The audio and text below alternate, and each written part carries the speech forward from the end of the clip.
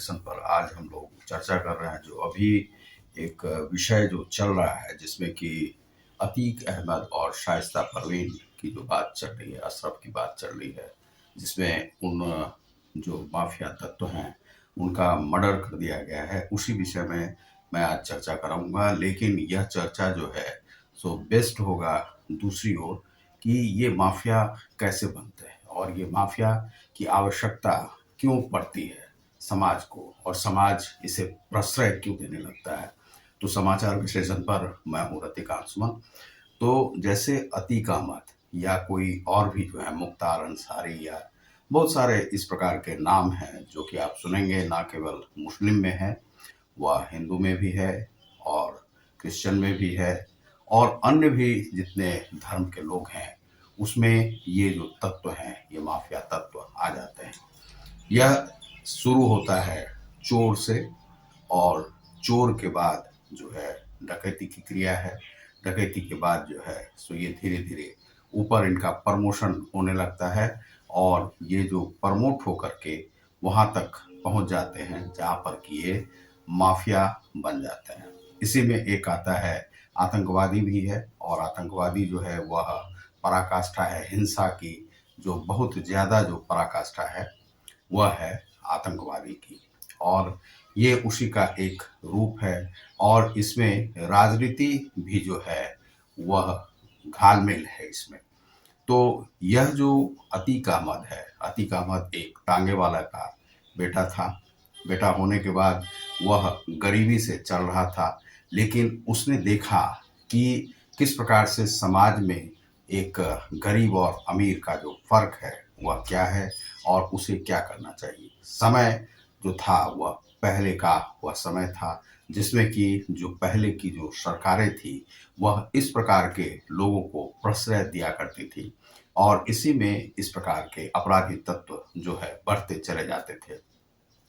आप इस प्रकार का विश्वास नहीं करेंगे कि जो सरकारें थीं उन्हें भी, या राजनेता जो होते हैं उन्हें भी इन लोगों का काम किस प्रकार से पड़ता है, और उन्हें भी यह, जैसे मान लीजिए कि कहीं पर किसी की हत्या करवानी है तो जो पहले के जो राजनेता थे उन्हें हत्याओं की भी आवश्यकता पड़ती थी, पैसे की भी आवश्यकता पड़ती थी, डकैती की भी आवश्यकता पड़ती थी, बम बारूद की भी आवश्यकता पड़ती थी, और हिंसा से उन राजनेताओं का घालमेल रहता था। आपको बहुत सारे ऐसे जो सफेद पोश नेता मिलेंगे, तो सफेद पोश नेता का अर्थ यह नहीं होता है कि उन पर किसी भी प्रकार का यह हत्या या कोई केस नहीं हो। केस ऐसा है कि प्रूफ नहीं हो पाता है, लेकिन अधिकांशतः लगभग जो 50% जो नेता होंगे जिन पर कि अपराध का जो है सो कोई ना कोई केस चलते रहता है। बहुत सारे नेता ऐसे हैं जिन पर कि यह केस जो है हत्या का चल रहा है अभी वर्तमान में भी। तो यह जो अतीक अहमद है, यह अतीक अहमद उठकर आता है। आज जो वह उसकी पत्नी है वह उस समय में जब इसकी पत्नी बनी होगी तो बड़ा ही यह एक खेल हुआ होगा, क्योंकि वह पुलिस वाले की बेटी थी और उसका भी अपहरण ही हुआ होगा। इस प्रकार से है नहीं कि उसकी शादी इसी प्रकार से नॉर्मल हो गई होगी। अब ये अतीक अहमद जो है पहले कांग्रेस से जुड़ा होगा, फिर समाजवादी से जुड़ा होगा, फिर बसपा से। नेताओं को इसकी आवश्यकता पड़ने लगती है और नेता इसकी इस प्रकार से भी उसको प्रश्रय देते हैं कि वसूली के लिए पैसे की आवश्यकता राजनीति में पड़ती है और इसीलिए उनको बढ़ावा मिलता है।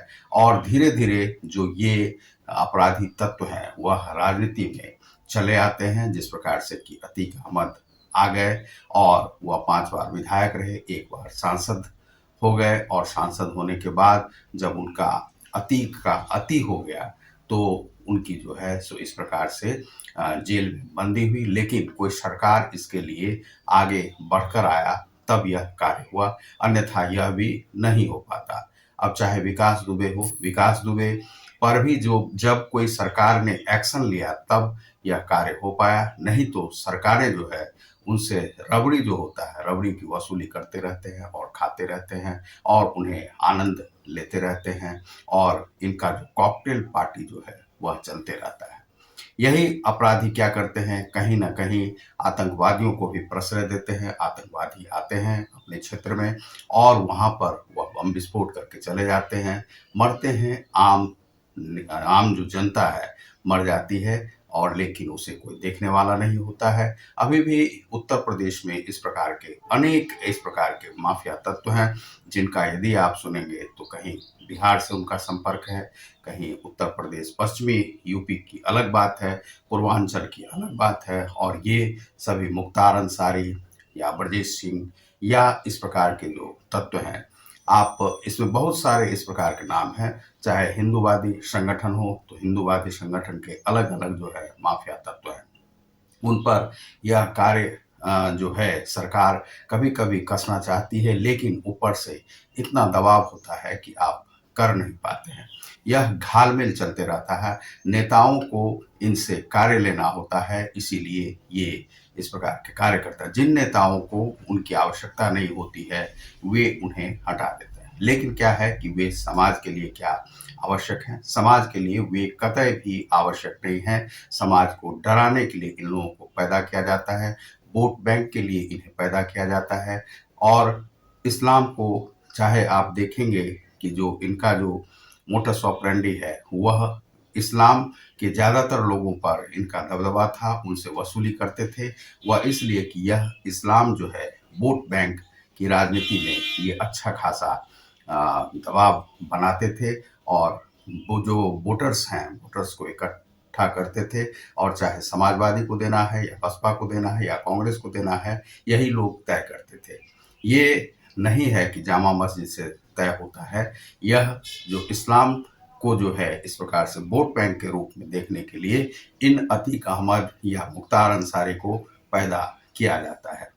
अब चलिए थोड़ी-सी बात कर लेते हैं उनकी राजनीतिक रसूख की। तो राजनीतिक रसूख के कारण से आज तक अतीक जो है अतीक अहमद और ये मुख्तार अंसारी बचते रहे थे और अब जब थोड़ी-सी कड़ाई हुई है, सुनते हैं कि 61 इस प्रकार के माफिया तत्वों को जो है सो निशाना में लिया गया है। लेकिन अब देखते हैं कि कार्रवाई हो पाती है कि नहीं। लेकिन समाज का अंग जो है, जो राजनीति भी होता है या मुख्यमंत्री भी होता है या प्रधानमंत्री को भी समाज में ही रहना होता है, लेकिन उन्हें थोड़ा-सा बचाव के साथ, सुरक्षा के साथ कार्य करना होगा। यदि इस प्रकार से उन पर, क्योंकि वे गोबर छत्ते हैं और मधुमक्खी के छत्ते हैं, उन पर यदि आप इस प्रकार से अटैक करते हैं, तो जो मधुमक्खी है, वह आप पर भी अटैक कर सकती है। इसीलिए बचाव ज़रूरी है और बचाव के साथ आपको कार्य करना होगा। और पुलिस पुलिस इसमें जो है मोहरा बन जाता है कई बार। जो ईमानदार पुलिस अफ़सर होते हैं, उन्हें जो है सो ये लोग निगल जाते हैं। राजनीति और यह जो है अपराधी तत्व वह निगल जाते हैं। चोर, डकैत, डकैत के बाद जो बड़ा अपराधी, उससे बड़ा अपराधी आतंकवादी, आतंकवादी के बाद जो होता है वह माफिया तत्व हो जाता है, जो कि कई सारे चोर, डकैत, अपराधी और मर्डरर, हत्यारे, शूटर्स इनको और ये हर जगह पर डिप्यूट करते हैं और उन्हें चलाते हैं और उनसे इनका वसूली का खेल चलता है और राजनेता भी इनसे वसूली करते रहते हैं। तो यह जो है अपराधी तत्व इस प्रकार से बढ़ते हैं। अब अतीक अहमद का जो यह मर्डर हुआ है, वह इस प्रकार से होना ही था किसी न किसी वजह से। अब इसमें क्या है कि कई बार ये लोग जब देखते हैं कि उनका दबदबा खत्म हो रहा है, तो अब जो शाइस्ता परवीन है और भी जो वह गुड्डू मुस्लिम है, इन लोगों को पहले ही यह दे दिया गया था कि इतनी संपत्ति को बचाना है और नाम खराब नहीं हो। इसलिए जो है सो यह हो सकता है कि चारों लोगों ने मिलकर एक प्लानिंग की हो। आज जो शाइस्ता नहीं मिल रही है, हो सकता है कि वह भागने वाली हो दुबई या पाकिस्तान और वह जब चली जाएगी तो वह नहीं आएगी। लेकिन चूंकि शाइस्ता परवीन जो है एक अच्छे परिवार से पहले आ रही थी, लेकिन धीरे-धीरे उसके संगत में रहते हुए वह भी एक लेडी डॉन बन गई है। अब है कि उस पर किस प्रकार से कार्रवाई होती है, किस प्रकार से पुलिस उस पर दबिश देती है। गुड्डू मुस्लिम को भी पकड़ना आवश्यक है और इस प्रकार से जो एक मुस्लिम जो बिल्डर हैं, इस प्रकार के एक ही बिल्डर नहीं है, ये लोग क्या है कि हर जगह पर अपने गुर्गे रखते हैं, ये सब गुर्गे हैं, उनके पास पैसा देते हैं, वे लोग अपने पैसा से कार्य करते हैं और जो समय आता है तो अपना पैसा का वसूली भी करते हैं, वही ब्लैक मनी होता है। ब्लैक मनी को व्हाइट मनी करने का एक तरीका होता है और इसमें राजनेताओं का भी पैसा लगा हुआ होता है, चाहे 1600 करोड़ हो या 3000 से ऊपर की संपत्ति जो है अतीक अहमद की है।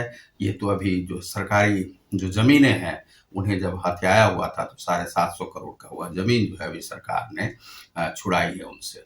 तो यह है कि अब उनके जब एक बार आप मधुमक्खी के छत्ते पर आप जब हाथ देते हैं, तो आपको पूरे छत्ते को ही नष्ट-भ्रष्ट करना होगा, अन्यथा वह मधुमक्खी जो है आपको काटेगा ही, डसेगा ही। इसलिए यदि आपने शुरुआत की है, तो आपको देखना होगा कि उसके साथ जितने भी इस प्रकार का आपराधिक तत्व हैं, चाहे उनके परिवार में, तो उनको नष्ट-भ्रष्ट ही करना होता है। और या तो आप उस पर हाथ डालिए नहीं और डालिए तो फिर छोड़िए नहीं, छेड़िए तो फिर छोड़िए नहीं। तो इस प्रकार से आपको कार्य करना होगा।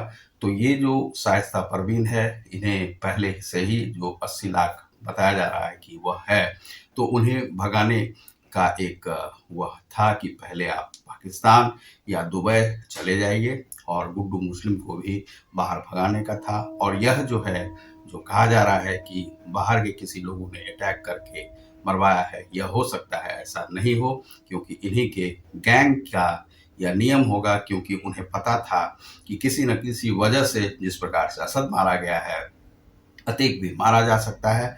तो अतीक सोचा कि किस लिए हम पुलिस के हत्थे चढ़े। इस प्रकार से वह अटैक तो जानता था कि किस प्रकार से अटैक होता है।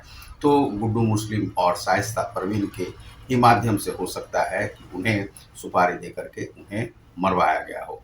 और दूसरा हो सकता है कि पाकिस्तान का भी यह इसमें हो चुकी, क्योंकि आर्म्स वहाँ से आते थे, जिनके पोल पट्टी खुलने जा रहे थे, वे सभी राजनीति के लोग मिल करके इन्हें समाप्त कर दिया गया पोल पट्टी खोलने से पहले। ऐसा अभी होना नहीं चाहिए था। लगभग जो है 10 दिन के आसपास उन्हें और रखना चाहिए। और ये सुप्रीम कोर्ट वगैरह में इस सब से कुछ होने जाने का है नहीं कि कौन सी चिट्ठी है, ये सब जो है झूठ-मूठ का और समाचार बहुत ज़्यादा किसी अपराधी पर देश को इसी प्रकार से दिखाते रहने से कुछ नहीं होने वाला है। इस समाचार को अब थोड़ा-सा न्यूनता दी जाए और समाचार कम से कम यह नहीं है कि 15 दिन 1 महीना तक आप इसी अपराधी पर चलाते रहें। अपराधी पर नहीं, किसी सज्जन व्यक्ति पर, अच्छे व्यक्ति पर समाचार को चलाएं। देश को आगे बढ़ना है, किसी अपराधी के पीछे नहीं चलना है, तो यह देखना है।